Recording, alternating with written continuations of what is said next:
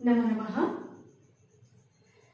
स्वागत है आप सभी का आज की हमारी संस्कृत की इस कक्षा में, जहां पर हम सीखने जा रहे हैं व्याकरण का एक बहुत ही महत्वपूर्ण विषय जिसे हम कहते हैं कारक तालिका।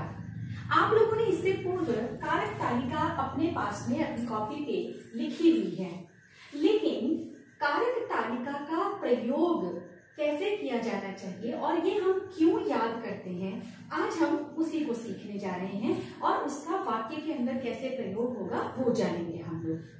ये तो आप लोगों ने सब लोगों ने अच्छे से लिखा हुआ है अपने पास में अपनी कॉपी के ऊपर। हमने जो यहाँ पर कारक तालिका दिखाई दे रही है उसके अंदर विभक्ति का नाम लिखा हुआ है। यहाँ पर उसको विभक्ति कौन सी कहते हैं, प्रथमा, द्वितीया, तृतीया। यहाँ पर उस कारक का नाम है, प्रथमा विभक्ति का नाम है कर्ता, द्वितीया का नाम है कर्म। ये आपको सबको अच्छे से याद है। इसके पश्चात यहाँ पे कारक के चिन्ह दिए हुए हैं, कर्ता, ने, कर्म, को, करण, से। ये आप लोगों ने याद किया हुआ है, बहुत अच्छे से रटा हुआ ही कह देना चाहिए कि आपको बहुत अच्छे से उनको समझ में आता है कि ये क्या चीज है। यहाँ पर आप देख सकते हैं मैंने बालक शब्द रूप लिखा है, लेकिन ये एक वचन का रूप लिखा हुआ है। मैंने पूरा शब्द रूप नहीं लिखा है। आप लोग अभी तक कारक तालिका लिख चुके हैं कारक चिन्ह के साथ। आप लोग सारे के सारे शब्द रूप भी लिख चुके हैं। शब्द रूप में हमने अकारांत पुल्लिंग, आकारांत स्त्रीलिंग, इसी प्रकार से नपुंसकलिंग या फिर सर्वनाम के भी सारे रूप हमने करीब करीब किए हुए हैं। उन सब को हम जब याद करते हैं तो उनको याद करने का उद्देश्य ये नहीं है कि परीक्षा के अंदर लिखना है, द्वितीय विभक्ति लिखिए, ये वाला वचन लिखिए, इसका अर्थ ये नहीं है। उसको याद करने का अभिप्राय ये है कि हम लोग वाक्यों को पढ़ पाए, हम लोग उन वाक्यों के अर्थों को जान पाए जो कुछ भी हमें पुस्तकों के अंदर दिखाई देते हैं। तो सामान्यतः एक जो साधारण वाक्य हम लिखते हैं उसके अंदर कर्ता के साथ में क्रिया जोड़ दीजिए तो आपका वाक्य पूरा हो जाता है। आज हम उस कर्ता और क्रिया के बीच में कारक को लगाते हुए वाक्य को बनाना सीखने वाले हैं। तो मैं एक वाक्य यहाँ पर आप लोगों को लिख के दूंगी और उसके बाद हम उसको संस्कृत के अंदर सीखेंगे और आप लोग होंगे बिल्कुल चुटकियों में आप लोग वाक्य बनाना सीख जाओगे और किसी भी प्रकार की धातु का इस्तेमाल करके आप भी वो अनुवाद कर पाओगे। उससे पहले हम चर्चा ये कर लें, यहाँ पर कुछ चिन्ह जो दिखाई दे रहे हैं, कुछ चिन्हों के अंदर किसी बच्चे को कोई समस्या कई बार होती है। जैसे यहाँ देखिए कर्म कारक के अंदर मैंने को चिन्ह यहाँ पे लिखा है, ये को चिन्ह होता है। उसके पश्चात आप देख सकते हैं चतुर्थी में भी मैंने एक बार को लिखा है। साधारणतः के लिए याद करवाया जाता है, लेकिन हम लोग को भी ध्यान में रखेंगे। ये को चतुर्थी विभक्ति के चिन्ह में को भी प्रयोग किया जा सकता है। जब भी हम उपपद विभक्ति के साथ चलते हैं तो कहीं कहीं पर ये भी समझ में आता है कि इस चिन्ह का प्रयोग होता है। अब आप देखिए यहाँ पर से, और यही से इस प्रकार से हमें यहाँ भी दिखाई दे रहा है। यहाँ पर भी क्या अंतर होता है ये भी हम पास के पद के माध्यम से समझ लेते हैं या फिर आप दूसरे चिन्ह के माध्यम से भी समझ सकते हो। इस से के अभिप्राय है जो साथ में है और इस से अभिप्राय जहां पे अलग हो रही है कोई वस्तु किसी दूसरी वस्तु से। तो ये अंतर आपको समझना है। उसके पश्चात मैंने यहाँ पर षष्ठी विभक्ति में सिर्फ चिन्ह का के की लिखा है, लेकिन हम पहले भी बोल चुकी हूं मैं कि ये किसी भी शब्द रूप के साथ चल सकता है। तो जब आप मेरी बात करते हो, उसकी बात करते हो, अपनी बात करते हो, तो आप देखना आपको रा, रे, री और इसी प्रकार से ना, ने, नी भी मिलता है। हमने सिर्फ एक साधारण सीखने के लिए एक छोटा सा चार्ट बनाया है, छोटी सी तालिका यहाँ पर बनाई है। यहाँ पे में है, पर है, इस तरह से पे भी हो सकता है, ऊपर भी हो सकता है, ये भी जोड़े जा सकते हैं चिन्ह। यहाँ पर हे, रे, अरे के साथ साथ भो भी हो सकता है, किसी को बुलाते समय ये शब्द हो सकते हैं वहां पर। अब देखिए शब्द रूप एक वचन का ये, इसको भी मुझे बताने की जरूरत नहीं है, सबको आपको पता है ये शब्द रूप क्या है। सिर्फ ध्यान दिला दूं, बालकीन जब आप याद करते हैं तो हलंत लगाते हैं, ना भूलिए। बालकीन अच्छे से उसका उच्चारण करिए तो आपको समझ में आएगा कि पूरा शब्द है। और ठीक वैसे ही इसी शब्द रूप के अंदर जब हम बहुवचन पे जाते हैं द्वितीया के अंदर तो बालकान होता है, वहां पे अक्सर हम लोग हलंत को नहीं लगाते हैं। तो ये अंतर ध्यान दीजिए तो आप अपने आप समझ पाएंगे क्या गलतियां आप लोग करते हैं। फिलहाल अब हम वाक्य की तरफ चलते हैं। मैंने कहा जब आप कोई वाक्य बनाते हैं तो सबसे पहले आपको चाहिए रहता है कर्ता और एक मुख्य रूप से चाहिए रहती है क्रिया। तो यहाँ पर हम कर्ता के में क्या लेंगे, मैं बालक नहीं लूंगी, मैं सिर्फ बालक इसलिए मैंने लिखा कि हम सीख पाए बाकी शब्दों के साथ भी कैसे जोड़ते हैं, इसलिए मैं बालक नहीं लूंगी। लेने को तो हम ये ले सकते हैं, पर हम बालक की जगह यहाँ पे इस्तेमाल करते हैं राम शब्द इस्तेमाल करते हैं, क्योंकि अकारांत पुल्लिंग लेना है, साधारण लेंगे, आसान लेंगे। तो राम हम अगर लेंगे, अगर एक वाक्य मुझे लिखना है राम जाता है, अगर हम कहें तो मैं गम धातु के साथ, यहाँ पे आप देख सकते हैं गम धातु का मतलब होता है गच्छ, जो हम चलाते हैं उसको आदेश होता है गच्छ, जिसका अर्थ होता है जाना। तो राम के साथ हम वाक्य लिखेंगे गच्छति के साथ बनेगा। तो यहाँ पे मैं लिख रही हूँ गच्छति। निश्चित ही मैं बीच में बहुत सारी जगह छोड़ रही हूँ, क्योंकि मैंने कहा है बीच में मैं भरने वाली हूँ। कारक के नियमों को, प्रयोग को, कारक का प्रयोग हम यहाँ बीच में करने वाले हैं। वाक्य अपने आप में पूरा है, राम जाता है, सुंदर है, व्यवस्थित है, सही है, लेकिन बहुत सारे प्रश्नों के उत्तर आपको इसके अंदर प्रश्न पूछे जा सकते हैं और आप उसका उत्तर दे सकते हैं। वो प्रश्न क्या क्या हो सकते हैं उनकी बात करेंगे, और उनके उत्तर आप कैसे लिखेंगे उसकी बात करेंगे। अब जैसे कि ये जो वाक्य हमने लिखा राम जाता है, इसका पहला प्रश्न अगर मैं बोलूं तो मैं पूछ सकती हूँ राम कहाँ जाता है, किधर को जाता है। तो आप ये को से अंदाजा लगाओगे कहाँ को जाता है। मैंने कहा राम विद्यालय को जाता है, तो विद्यालय को, इससे आप समझिए आपको किस विभक्ति पे जाना है। निश्चित ही ये को आपको यहाँ द्वितीय विभक्ति के हिसाब से ढूंढना है। अब द्वितीय विभक्ति के अंदर चेक कीजिए, बालक शब्द रूप अकारांत पुल्लिंग कैसे चल रहा है, बालकम। जब आप विद्यालय की विभक्ति चलाएंगे तो चलेगा विद्यालयम। द्वितीय विभक्ति एक वचन आप लिखेंगे विद्यालयम, तो मैं यहाँ पे लिख दूंगी विद्यालयम। ये हुआ राम विद्यालय को जाता है, एक वाक्य हमारा हुआ। अब इस वाक्य के अंदर और भी बहुत कुछ जोड़ा जा सकता है, जैसे कि मैं तीसरा प्रश्न इसके अंदर जोड़ सकती हूँ, राम विद्यालय जाता है, कैसे जाता है, कैसे जाता है भाई, किस तरीके से जाता है।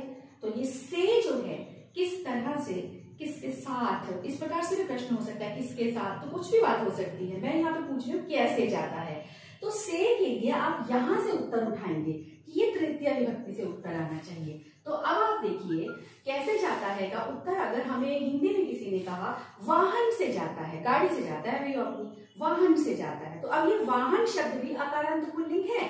अब आप उस अकारांत पुल्लिंग शब्द रूप को भी बालक की तरह चलाइए। बालक की तृतीय विभक्ति कहती है बालकेन, आपको भी अब वाहन के साथ तृतीय विभक्ति लगानी है, तो क्या बनेगा, बिल्कुल सही बोला आपने, वाहनेन, ऐसा शब्द लिखेंगे हम लोग। और आपका अर्थ यहाँ पे स्पष्टीकरण के साथ होगा, वाहन के साथ या वाहन से या वाहन के द्वारा, इस प्रकार से ये अर्थ आया।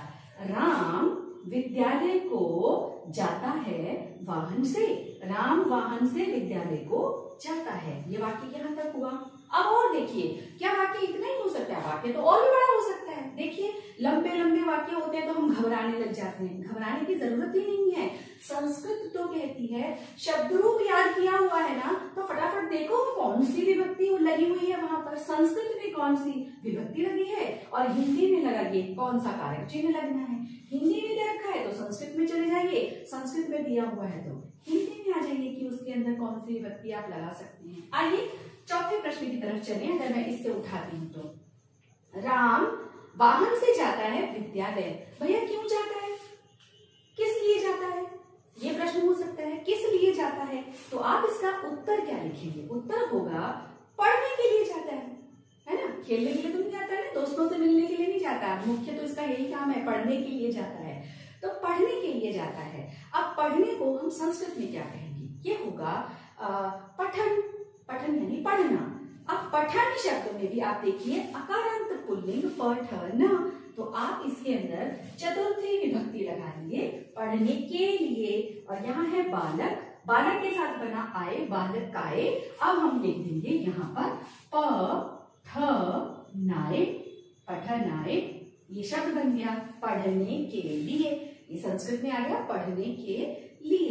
राम पढ़ने के लिए वाहन से विद्यालय को जाता है। देखिए वाक्य लंबा हो गया, बिल्कुल सही चला जा रहा है, बिल्कुल कुछ भी हमको उसके अंदर ज्यादा मेहनत करने की जरूरत नहीं है।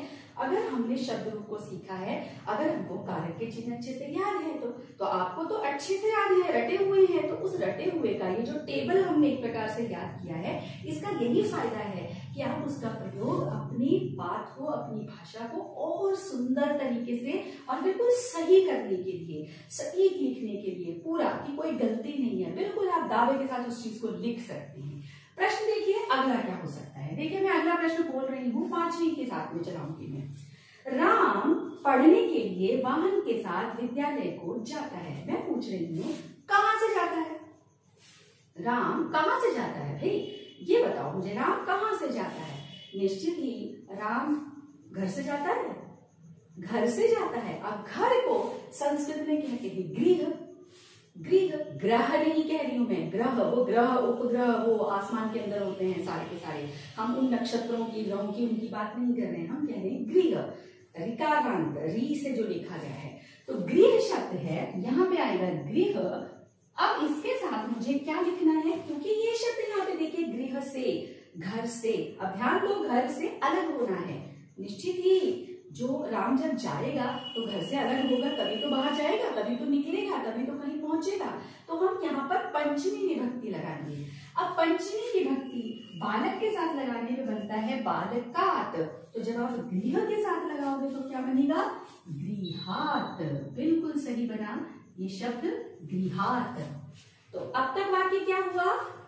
राम घर से पढ़ने के लिए वाहन के साथ विद्यालय को जाता है। यहां तक आया। अब देखिए और भी बहुत कुछ हो सकता है, और भी बहुत कुछ इसके अंदर जोड़ा जा सकता है। प्रश्न हो सकता है घर से तो जाता है भाई, किसके घर से? किसके घर से जाता है, ये प्रश्न हो सकता है। किसके घर से? अब निश्चित ही राम जा रहा है तो राम के ही घर से जाएगा, उसका अपना एक घर है।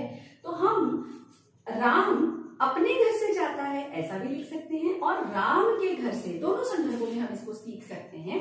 तो मैं अगर अपना शब्द कहूंगी तो वो मेरा शब्द बनेगा स्व के साथ, और अगर मैं इसके अंदर खुद राम का ही नाम ले लेती हूँ कि राम के घर से जाता है, तो आप राम के साथ भी सीख सकते हैं। अब यहाँ देखिए आपको क्या करना है, ये उत्तर आपको मिला है राम के घर से, यानी काके की षष्ठी विभक्ति के अंदर आएगा, तो हम षष्ठी विभक्ति लगाएंगे। बालक की षष्ठी विभक्ति बालकस्य, तो राम की षष्ठी विभक्ति क्या होगी? रामस्य। और अगर आपने रामस्य नहीं लिखा, स्व के साथ लिखा है, तो निश्चित ही ये भी यही बनेगा स्वस्य। तो आप इसमें भी लिख सकते हो अपनी। तो यहाँ पे आया फिलहाल राम अपने घर से पढ़ने के लिए वाहन के द्वारा विद्यालय को जाता है। तो देखा आपने कितना भी लंबा वाक्य हो सकता है, पर आपको यदि कारक के बारे में पता है, कारक के चिन्ह के बारे में पता है, और आप शब्द रूपों को भी थोड़ा बहुत जो बेसिक है उनको अगर आपने सीख लिया, उनको समझ लिया, तो आप अनुवाद कर सकते हैं बहुत अच्छे से। अभी फाइनली हम एक शब्द बीच में हमारा बचा हुआ है उसकी बात करते हैं। यहाँ पे एक शब्द है सप्तमी विभक्ति के साथ में में और पर। देखिए इस वाक्य के अंदर क्योंकि मैंने विद्यालय को जाता है लिख दिया है, तो मैं विद्यालय में जाता है ऐसा वाक्य नहीं लिख रही हूँ। ये दोनों साथ साथ प्रयोग नहीं होंगे, पर आप ये समझ जरूर सकते हैं कि ये भी कैसे होगा। जैसे वह घर में रहता है, वह छत पर सोता है, ऐसा कोई भी वाक्य हो जहां पे में और पर आएगा, तब आपको सप्तमी विभक्ति लगानी है। इस वाक्य के अंदर निश्चित ही इन दोनों का प्रयोग नहीं होगा, में और को दोनों का साथ साथ। फिर भी सिखाने के लिए मैं लिख सकती हूँ। अगर मुझे विद्यालय को जाता है की जगह लिखना पड़ता विद्यालय में जाता है, तो मैं लिखती विद्यालय और उसके बाद में एक ही मात्रा में लगाती बालके की तरह। यहाँ पे मैं लिखती विद्यालय में जाता है। हालांकि ये विद्यालय को जाता है ही होगा, क्योंकि जब जाने की बात आती है तो हमेशा द्वितीय विभक्ति का प्रयोग किया जाता है। वह घर में रहता है, तो आप लिखेंगे गृहे वसति। इस प्रकार से आप देखिए, आप कारक के प्रयोग से वाक्यों का इस्तेमाल कैसे कर सकते हैं, वाक्य कैसे लिख सकते हैं, वाक्यों के अर्थ को कैसे समझ सकते हैं। अब आप देखिए, मैंने यहाँ पर कुछ धातुएं लिखी हुई है, धातु रूप लिखी है, मूल धातु लिखी है। आप लोगों का काम क्या है, आपको इनमें से कोई सी भी धातु का इस्तेमाल करना है। पठ, लिख, हस, वद, आप चाहें तो गम का इस्तेमाल भी कर सकते हैं, गम, गच्छ, इसका भी इस्तेमाल कर सकते हैं। लेकिन सिर्फ इसी कर्ता के हिसाब से, इसी के साथ में आपको एक वचन का ही वाक्य लिखना है। पठती, लिखती, हसती, गच्छती, वदती, धावती, इस प्रकार से कोई सा भी वाक्य आप बना सकते हैं।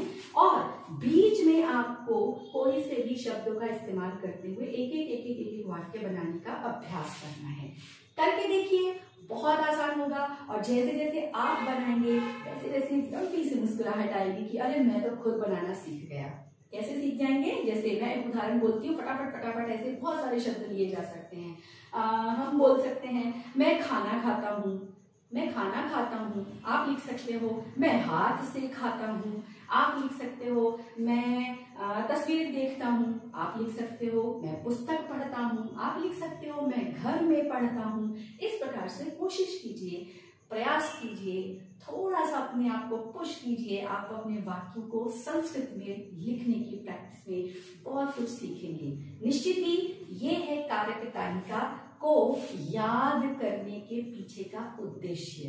कारक तालिका सिर्फ कर्ता ने कर्म को करण से रटने की बात नहीं है।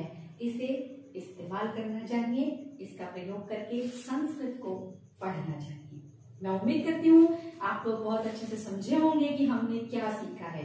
व्याकरण को थोड़ा थोड़ा अपने जहन में उतारिए, दिमाग में उतारिए, दिल से उसके साथ जुड़िए, बेहतर तरीके से सीख पाएंगे।